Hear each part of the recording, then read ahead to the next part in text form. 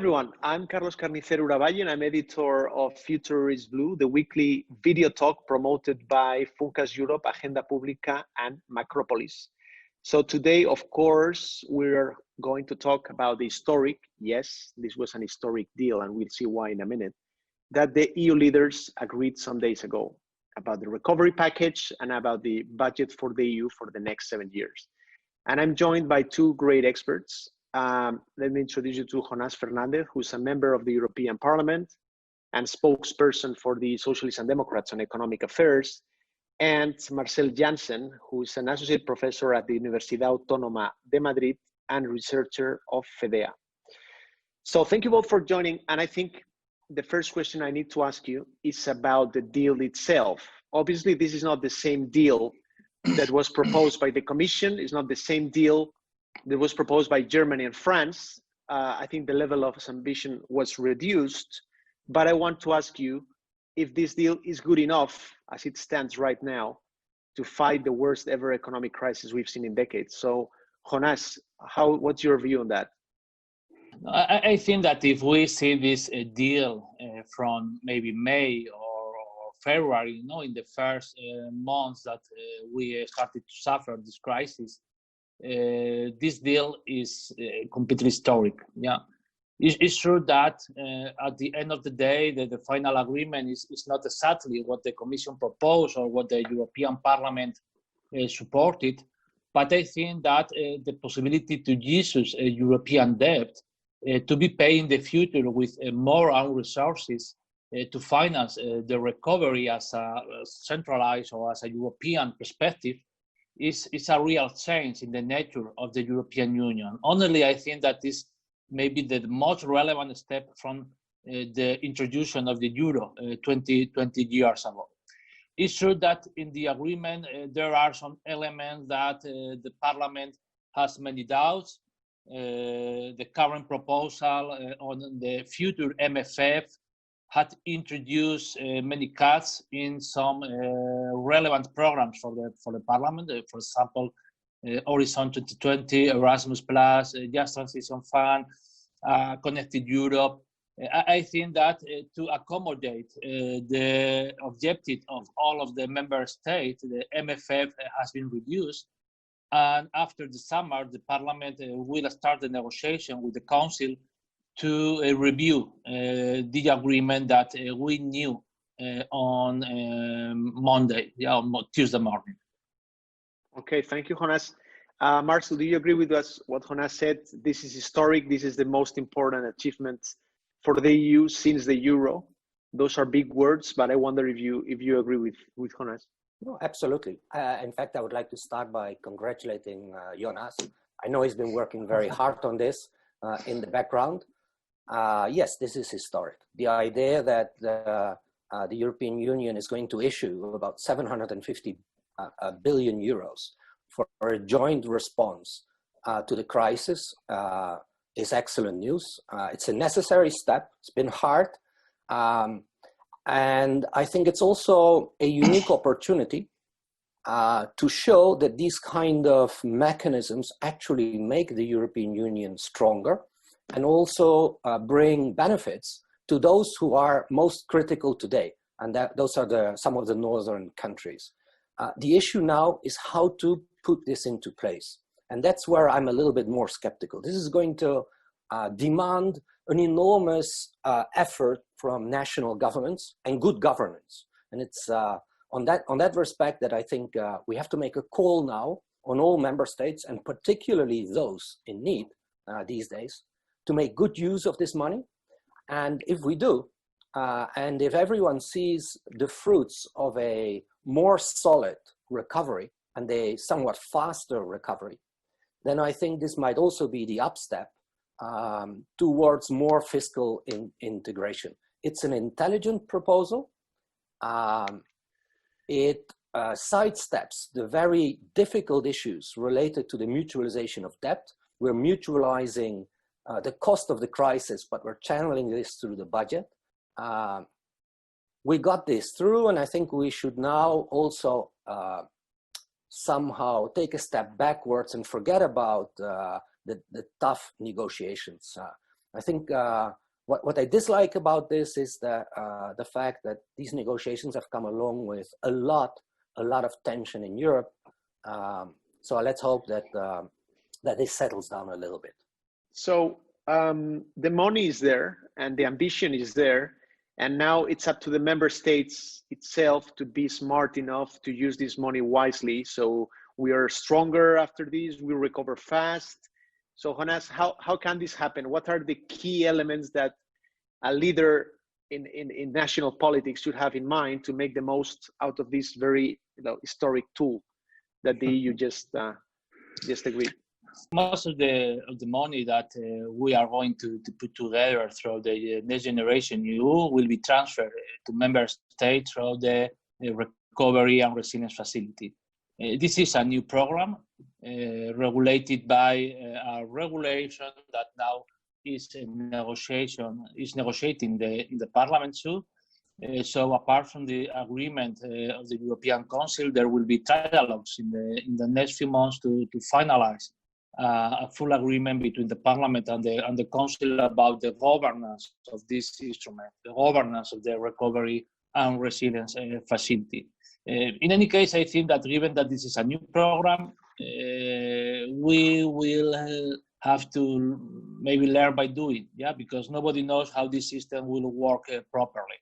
In any case, the general framework with first the sustainable growth annual report of the European Commission at the end of the year will have to clarify the guidelines for member states. At the beginning of the next year, in February, the Commission will publish the country recommendation. Recommendations. Yes. And taking into account the general view of the Commission and the concrete recommendation for each country, national governments, I think that in collaboration with the national parliaments, will have to write the reforms program. The reforms program will have to be evaluated by the Commission. At this moment, with the European Council agreement, the Council also will have to analyze the programs. I think that after the negotiation with the Parliament will have its responsibility in the evaluation of this kind of national reforms. And after that, the European Commission, the Council, the Parliament will have to agree the disbursements of the European money to each country, to each government. So I think that Jonás, let me ask you about that, because I think it's interesting. And is there a risk of bureaucratization of this process in terms of approving how these funds? You just mentioned that the Council will be involved, the Commission will be involved, the Parliament wants to be involved. So I wonder whether this is going to risk the timing, and timing is so crucial for so many member states like Spain. So is there a risk of, everyone wants to have a say? I think that the agreement in the European Council honestly can create some bureaucratic barriers in the process. In any case, I think that we have to guarantee that the European money will be spent properly. And I think that at the end of the day, in my view, the Commission will have to elaborate a recommendation. The Commission is the executive power, and I think that that recommendation will have to be passed or approved by the Council and the Parliament. So honestly, I don't see many problems. I don't see many bureaucrats. Barriers in the process. I think that the global process maybe will, I don't know, but will take 2-3 weeks, maybe a month. I think that there is not a problem of time, but we have to guarantee that the money will be spent properly. And I think that the Council will have to be involved in the evaluation, but the Parliament too, because the resources will be European money, and the European money is monitored by the European Parliament. So at this moment, it's very difficult to know, currently how this system will work because this is a new program. But in any case, I think that in the next spring or maybe in the next summer, member state will receive the money that they need if they present a fine national reforms program. So, Marcel, how to make the most out of these resources? I think the member states need to present by October a recovery plan, and I wonder what they should keep in mind to make the most out of this program. I would like to think about Spain, right? Go ahead. And that is, Spain needs to pay enormously careful attention on how it can use this money well, but generate employment. I mean, we really need to focus on particular projects that allow us to soften the impact of the crisis already in the short run, right? The program as such, with investments in green transition and in digitalization, does not necessarily lead to a lot of employment. So we need to prioritize investment programs that that somehow address specific problems in Spain. So one of the issues is the timing, which programs, which kind of projects come first, where do we spend most of the money? And I have seen none of this being prepared so far. I found the entire discussion in Parliament about the restructuring or the recovery strategy very confused, a repetition of arguments that we've seen for years and years. Right now, what we need is a very highly qualified team of people drawing up a plan that makes use of the money in such a way that we prioritize programs that can be quickly set into place and that generate employment. So one of the things that I think we should carefully look at is ways in which we can use the money, for instance, to improve the efficiency of the energetic efficiency of our buildings. So we can employ lots of people in making our government buildings, but also private properties, isolate them better, reduce emissions, train the workers who are involved in this. And those are the kind of programs that I would like to see. So I miss in Spain a very focused discussion on this.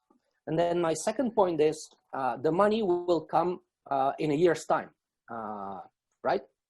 And there are 3 programs on the table that have not been used so far, nor by Italy, nor by Spain. I think right now that the fund is approved, both Italy and Spain should make use of these funds because in the short run, these funds are much better suited to soften the impact of the crisis. And I'm particularly interested in SUR. I think Spain is reducing its expenditure on short-time work very quickly in a situation in which most firms are still experiencing lots of economic hardship.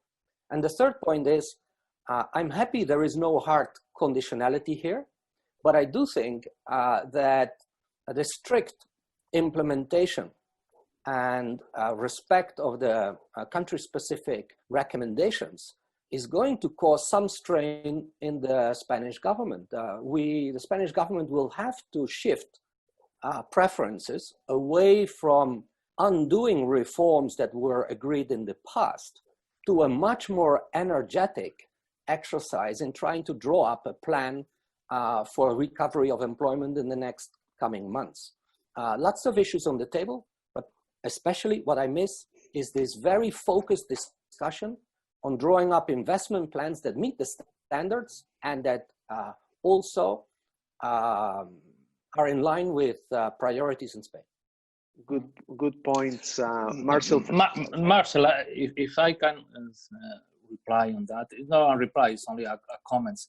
I completely agree with you that no, from now the government will have to analyze what kind of reforms they want to apply with this European instrument. No, in any case, maybe until now the government has been focused in the negotiation in the European Council, and maybe now from now the government will analyze what kind of reforms they would like to apply. In any case, I think that, or I would like to remark your suggestion, for example, in efficiency, but also maybe in mobility, urban mobility, in digitalization. I think that there are 3-4 elements that with the government can play, to develop its program.